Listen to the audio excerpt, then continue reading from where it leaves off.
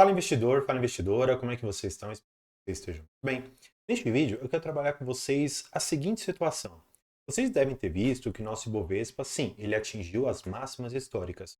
Só que quando você compara com alguns outros indicadores, especialmente quando você dolariza o nosso índice, você vê que na verdade não é isso. E aí eu comecei a me perguntar, poxa, mas por quê? Será que vale a pena ficar apenas no mercado brasileiro? E aí eu me recordei de um livro que eu li, e claro, eu tenho certeza que muitos de vocês também já devem ter lido esse livro, que é O Investimento em Ações no Longo Prazo, do Jeremy Siegel. É um baita de um livro, e eu acho que uma das principais lições, na verdade, estudos que ele trouxe, foi este daqui. Você vai poder acompanhar aqui comigo que ele tem um gráfico desde 1802 e ele compara a seguinte situação: o quanto que as ações renderam desde então e o quanto que o dólar se desvalorizou. Se você for enxergar que em 1802 um dólar equivale hoje, em termos de valorização, ou no caso, desvalorização da moeda, ficou aqui em 5 centavos. Só que se você tivesse investido aquele mesmo dólar em ações e, de uma certa maneira, se valorizaram, pagaram dividendos e fizeram outras coisas, você teve um retorno anual de 6,6% em dólar. Lembrando, claro, que essa valorização aqui é exclusiva para o mercado americano. Não estamos aqui fazendo um comparativo de quanto isso teria rendido no mercado brasileiro. Só para a gente ter mais ou menos aqui uma ideia, este valor aqui, ele estaria muito mais perto, se transformássemos aqui para o real, nos seus 3 milhões e alguma coisinha, tá bom? Então é uma diferença bem grande. O ponto é que, olhando aqui para o mercado como um todo, o investimento em moedas, não foi uma das melhores escolhas que você poderia ter feito. Agora, se você tivesse investido no Tesouro Americano, né, você teria hoje, em relação àquele 1 dólar, 281 dólares. Uma valorização em praticamente 200 anos muito baixa. Uma renda fixa, claro, pensando aqui em títulos privados, então uma debênture ou coisa assim do gênero, você já teria uma rentabilidade um pouco maior, você já estaria na casa dos 1.778 dólares, mas de todos, muito longe do que as ações renderam. Só para que você tenha mais ou menos aqui uma perspectiva, a diferença de rentabilidade aqui é apenas de 3% ao ano. Só que isso, em relação aos juros compostos, faz uma diferença muito grande quando você coloca períodos muito longos. E esse estudo aqui me fez parar para pensar algumas situações. Primeira, será que vale a pena eu ter qual tipo de ativo? Será que vale a pena eu ter mais renda fixa? Será que vale mais a pena eu ter, por exemplo, investimentos em debêntures? Ou será que vale mais a pena eu focar meu esforço de trabalho e também de aportes em ativos que vão gerar crescimento, pagar dividendos? E aí eu fiquei pensando, poxa, eu também não posso me prender única e exclusivamente no mercado brasileiro. Pensando, portanto, que esse estudo faz com que eu perceba que o dólar, em relação a todas as outras moedas do mundo, tenha se apreciado e as ações em dólar, ou as ações do mercado norte-americano, tenham trazido ao longo de mais de 200 anos um dos melhores retornos tempos, eu comecei a me questionar se vale a pena ficar apenas aqui no Brasil, mas claro, esse estudo que eu fiz aqui com você é muito mais longo, então eu te convido para ficar aqui comigo porque está imperdível o que eu trouxe aqui de dados para vocês, tá bom? Vamos lá. Outra coisa que eu trouxe aqui para vocês, né? Um comparativo do nosso Ibovespa nos últimos 10 anos com o IVVB11, que ele está refletindo o S&P 500 com as 500 maiores empresas. Eu quero já antecipar para você que o Ibovespa, em frente ao S&P ou IVVB, ele não é um baita do indicador para a gente comparar. E aí eu quero aqui apenas fazer uma pequena comparação.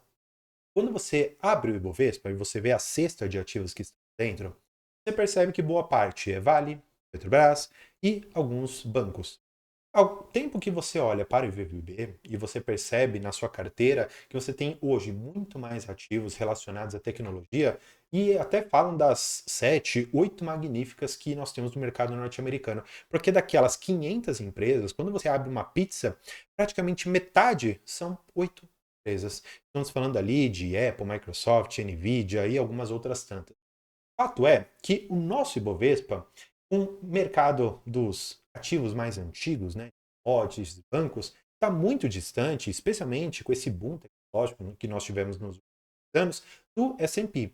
Portanto, é interessante você ter mercados antigos? Sim, é legal você ter commodities, é bom você ter bancos, porque são mercados já consolidados. Mas é interessante também você ter na sua carteira ativos que podem se valorizar, como de fato aconteceu nesses últimos 6, 7 meses com a Nvidia. Sim, seria muito interessante você ter essas duas coisas dentro da sua carteira, tá bom? Mas esse estudo não acaba por aqui. Por quê? Trago para vocês hoje, como eu mostrei, aqui eu puxei da Xstation, tá bom? Esse gráfico é o nosso Ibovespa e hoje nós estamos aqui nas nossas praticamente máximas históricas. Batemos aqui seus 137 mil pontos. Mas lembra que eu te falei que esse gráfico aqui, por mais que possa ser a máxima histórica e tenha assim trazido um bom dinheiro para a gente, ainda não é a máxima. E por que que eu acho que isso é positivo? Pensa comigo. Se você olha para fora e o dólar está ali a 5,50, 5,40, o gringo ele olha para cá e fala o seguinte, tá, onde será que com a nossa queda na taxa de juros eu posso alocar meu capital? Será que o mercado americano já não está saturado? Será que já não tem mais tantas empresas aqui que eu quero alocar? Então o que que eu vou fazer? Eu vou olhar para os mercados emergentes. E aí eu tenho que olhar algumas vezes gráficos, eu tenho que ver se existe um upside. E aí o gringo ele olha para cá, por Ibovespa em dólar. E ele fala o seguinte, olha, lá em 2011 aproximadamente, o Ibov bateu aqui os seus 42.025 pontos. Hoje nós estamos em 24.676. O que isso significa?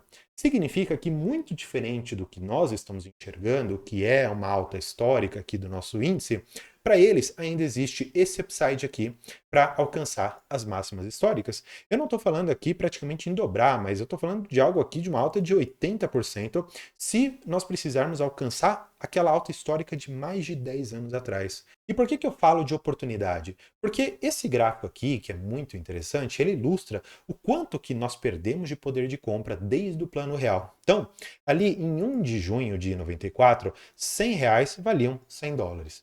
Só que o nosso real foi perdendo valor, e hoje 100 reais equivalem a apenas 19 dólares. Ou seja, é um poder de compra extremamente devastado. E claro, se você for imaginar, por exemplo, que você pode receber dividendos em dólar, você pode investir em ativos que estão lá fora e que, se houver uma variação cambial para cima, ou seja, se o dólar for para 6, 7 reais, você se beneficia duplamente.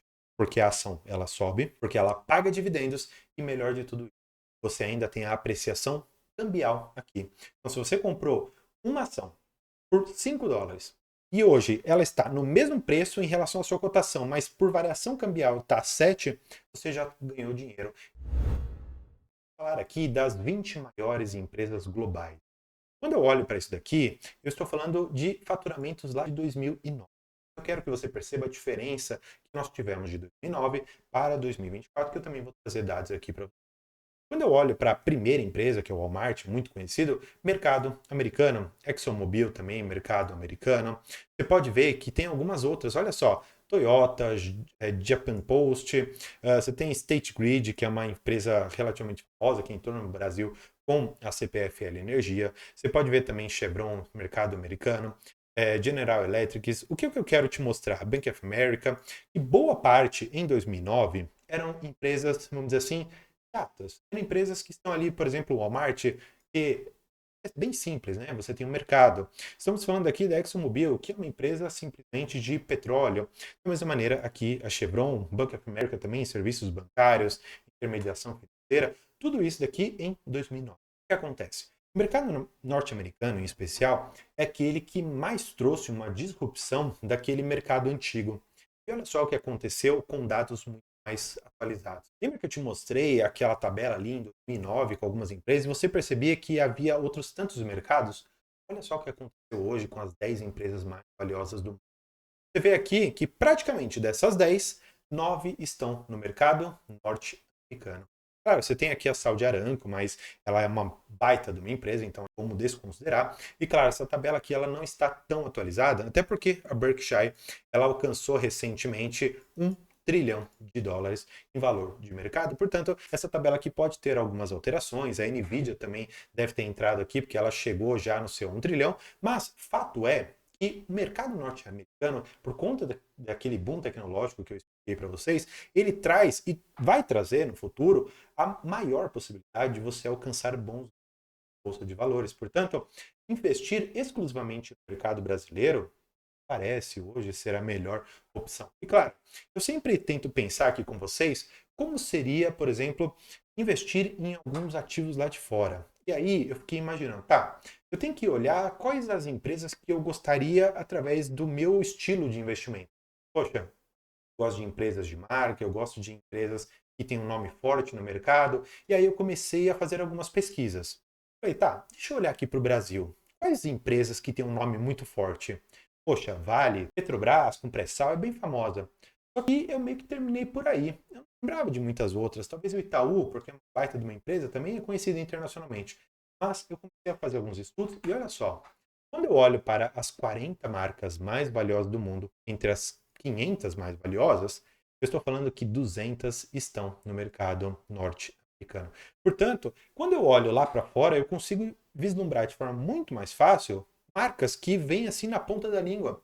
Apple, Microsoft, Nvidia, outras tantas aqui que eu tenho certeza que você conhece. Ao passo que o Brasil está aqui em 20º com apenas 3 ações, ou pelo menos 3 marcas muito valiosas do mundo. E sim, a diferença é muito grande. E por isso eu sempre vou trazer para vocês que não vale a pena, ou pelo menos é o que está aparecendo aqui, não vale a pena ficar preso mercado brasileiro, tá bom? Eu quero seguir com vocês porque eu sempre trabalho quais as minhas estratégias de investimento.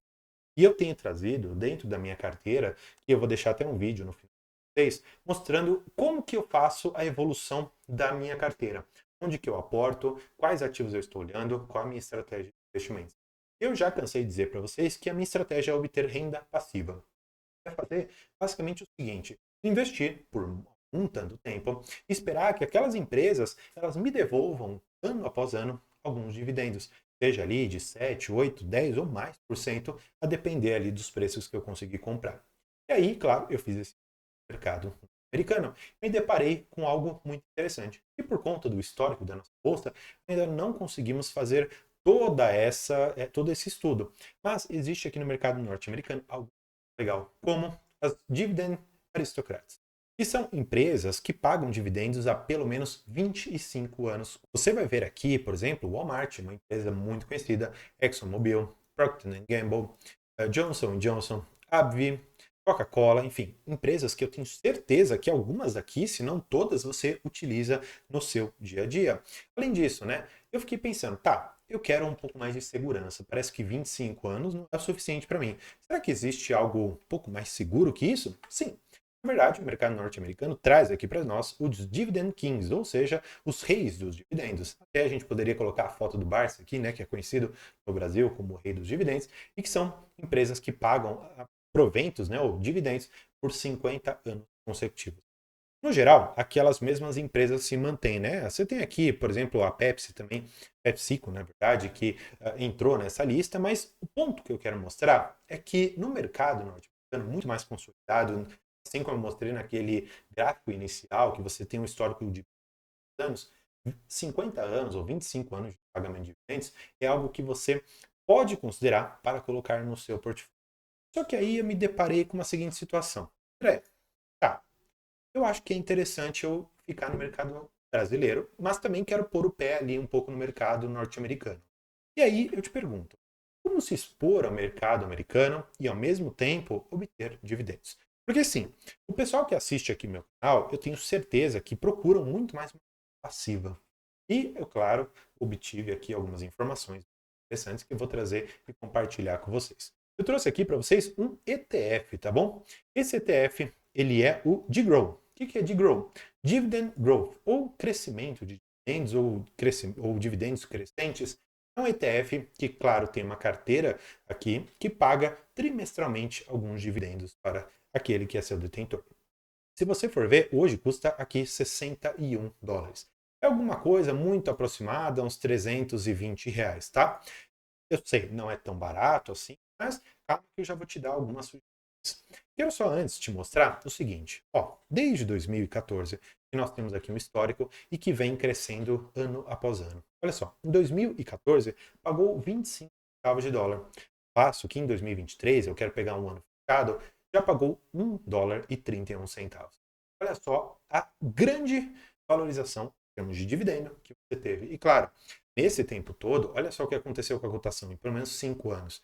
for pegar desde o começo até então, você teve 58% de valorização em 5 anos, ou basicamente aqui uns 10, 11% ao ano. Para você ter mais ou menos uma ideia, não muda muito do que eu já tinha te mostrado. Mas olha só quais empresas nós temos aqui. Você vê Microsoft, JP Morgan, Apple, Johnson Johnson, Verizon, Procter Gamble, Pfizer, que é muito conhecida, né, pela vacina, Home Depot, Bank of America, Cisco, tem várias, gente. PepsiCo, Citigroup, enfim, tem várias. Depois você pode dar uma olhada aqui em algumas delas. 3M, muito famosa. Tem várias outras, Walmart aqui também. Enfim, depois você pode dar uma olhada. Mas, para a gente falar um pouco de preço, você não precisa comprar um ETF inteiro, você não precisa comprar aquele conjunto inteiro. Você pode comprar frações. Mas vamos falar de preço, imaginando que você consiga investir pelo menos ali uns R$ 300 ali por mês, pensando em diversificar seu portfólio nas melhores e principais empresas do mercado americano que pagam dividendos. Para isso, eu vou trazer vocês aqui para a Xstation, tá bom? Para a gente dar uma olhada em relação aos preços, tá? Primeira coisa que eu queria te mostrar. Estamos aqui falando de um ETF que está a valores relativamente altos, tá bom? Aqui na ordem, como eu havia te mostrado, dos seus US$ 61 e 52 centavos. Mas aí eu te faço algumas ponderações, pelo menos para que você tenha uma noção de entrada, de saída. Claro, não recomendando aqui que você invista, mas apenas um racional que eu acho que é muito válido. Eu coloquei aqui algumas marcações a US$ 60 e 57,74 centavos de dólar. Por que eu fiz essas marcações? Porque olha só que interessante. Vamos imaginar que você tenha R$ 1.000 por mês para você aportar. E aí você pode fazer o seguinte, ó. Enquanto o ativo estiver aqui muito próximo dos seus 61, US$ 60, poxa, eu não vou fazer compras tão grandes. Então, nesse momento aqui, eu não faria aportes tão altos. Agora, se começar a cair um pouco, já começar a bater ali nos seus 58, eu já posso aumentar um pouquinho. E finalmente, se bater neste momento aqui de US$ 57, ou até mesmo abaixo disso, eu posso fazer compras mais fortes. Olha só mais ou menos a ideia que eu quero trazer. Não quer dizer que acima desse vermelho você não possa comprar. Só quero trazer aqui um racional e dizer mais o que eu gostaria de fazer. Nesse vermelho, daqueles R$ 1.000, eu pegaria aproximadamente 200 e compraria alguma coisa. Agora, no amarelo, eu pegaria mais ou menos 500 ou algo próximo disso e também faria algumas compras para me expor nas melhores empresas que pagam dividendos e de forma crescente, como eu te mostrei naquele gráfico. E aqui nesse verde, eu já começaria a colocar aqui uns R$ 800 e, claro, abaixo disso eu já poderia até pensar em colocar aqueles 1.000 por mês.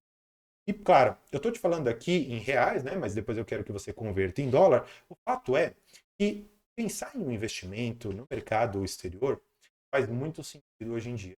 Até porque quando nós vemos essa distância do nosso Ibovespa em dólar e o real, quando você vê a maturidade das empresas do mercado norte-americano, parece que faz muito sentido você pensar em diversificar, mesmo que minimamente, o seu portfólio naquele mercado, para que você se exponha mercado global e permita que a sua carteira receba variações positivas, como dividendos em dólar, até mesmo apreciação cambial. Então, imagina só, pergunta só para o seu avô, até mesmo para o seu pai, que em meados ali de 95, 96, eles negociavam carros em dólar.